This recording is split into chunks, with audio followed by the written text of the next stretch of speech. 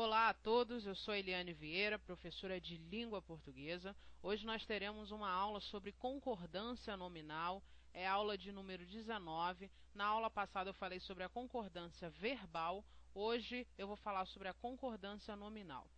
Então, a concordância nominal ela vai se dar, como o nome já diz, entre os nomes, é óbvio, é uma adaptação entre os nomes. Mas que tipo de nome? Que nome que aqui eu estou me referindo? Substantivo, artigo, pronome, adjetivo, esses são os nomes que você vai precisar observar na hora da concordância nominal. Então, só para ter uma definição, a concordância nominal é a adaptação em gênero e número entre o adjetivo e o substantivo, por exemplo, ou entre o artigo e o substantivo, ok? Então, por exemplo, se eu falasse assim, ó, candidatos, eu tenho aqui um substantivo, né? Substantivo este que está no masculino plural, candidatos. Eu não posso simplesmente falar inteligente. Candidatos inteligentes. Aqui houve um desvio em relação à norma culta. Em relação a que tipo de desvio? A concordância nominal. Porque se eu tenho masculino plural, obrigatoriamente eu preciso concordar o adjetivo também no plural. Então, candidatos inteligentes. Se tivesse aqui, por exemplo, um artigo, os candidatos inteligentes. Então, repare que o artigo está se adaptando ao substantivo candidatos, em gênero e número, assim como o adjetivo inteligente também está se adaptando ao substantivo candidato. Se houvesse, por exemplo, no lugar de os candidatos, se houvesse um pronome, então eu usaria que tipo de pronome? Ó, pronome demonstrativo, por exemplo, estes candidatos. Não é isso? Então, o pronome também se adaptou à palavra candidatos, também masculino e plural. Só que existem algumas, essa na verdade é a regra básica. Existem algumas palavras da língua portuguesa que têm um comportamento diferente. Então, eu vou mostrar isso para vocês numa questão da ESAP sobre concordância nominal.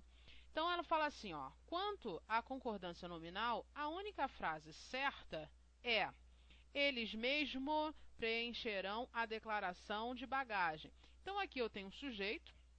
Quem preencherá? Eles, não é isso? Então, o sujeito masculino e plural.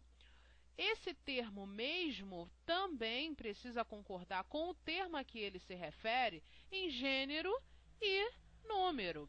Então, eles mesmos. Eu precisaria colocar aqui um Szinho, marca de plural. Uma vez que eles é masculino plural, mesmos também tem que estar masculino e plural. E se fosse elas? Elas mesmas, ok? Preencherão a declaração de bagagem. Portanto, essa daqui eu vou colocar também com maiúscula.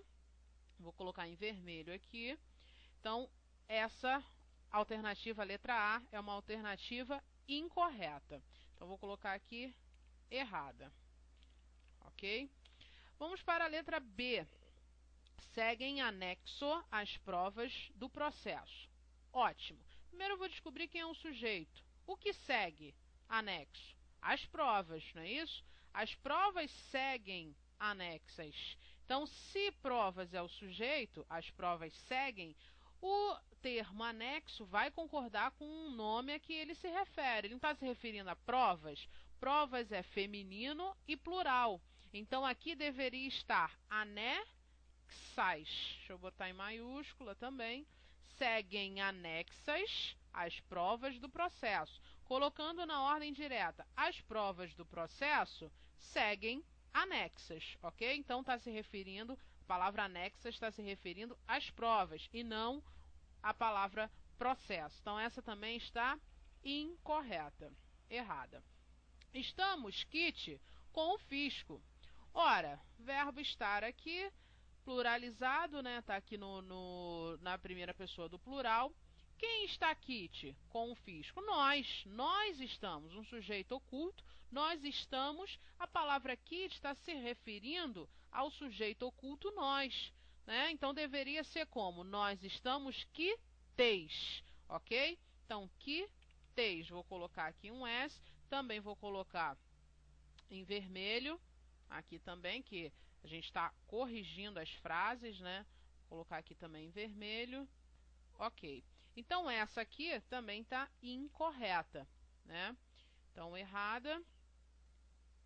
Então, as palavras mesmos, ou desculpa, a palavra mesmo, a palavra anexo e a palavra kit, recapitulando, elas vão concordar em gênero e número com o substantivo ou a palavra ou ao termo que elas se referem, ok? Vamos para a letra D. A mercadoria estava meio escondida. Ora, vou ao verbo. Quem estava meio escondida? A mercadoria, um sujeito que está no singular e é feminino. A mercadoria estava o quê? Ela estava escondida. Então, repare que o predicativo está concordando perfeitamente com o substantivo mercadoria. Agora, vamos olhar a palavra meio. Se a palavra meio é advérbio, aqui nesse caso, né? Estava meio escondida, ela precisa se referir a um adjetivo, a um próprio advérbio ou a um verbo. Então, nesse caso aqui, escondida, nós já vimos que é um predicativo do sujeito, a função morfológica é adjetivo. Então, meio aqui é um advérbio.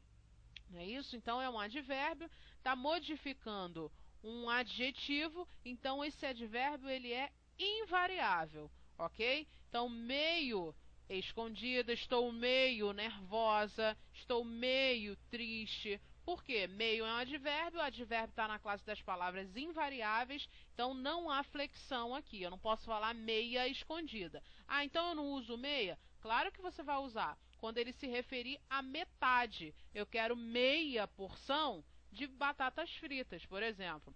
Então, meia porção de batata frita, ok? Então, corretinha aqui, certa, tá maiúscula. Vamos para a letra E. É proibida entrada de frutas. Aqui a questão é o seguinte, ó. O que é proibida?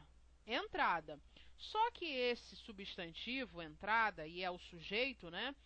Ele está sem um determinante. Então, quando o sujeito, nessas expressões, é proibida, é necessária, isso tudo aí, a gente, com esse tipo de composição, verbo de ligação mais predicativo, se o sujeito não tiver determinado por um artigo ou por um pronome, ele sempre, o predicativo, sempre vai ficar no singular. Então, recapitulando, nessas composições, verbo de ligação mais predicativo, ok? Se o sujeito estiver sem determinante, o predicativo fica no singular. Então, como é que deveria ficar aqui?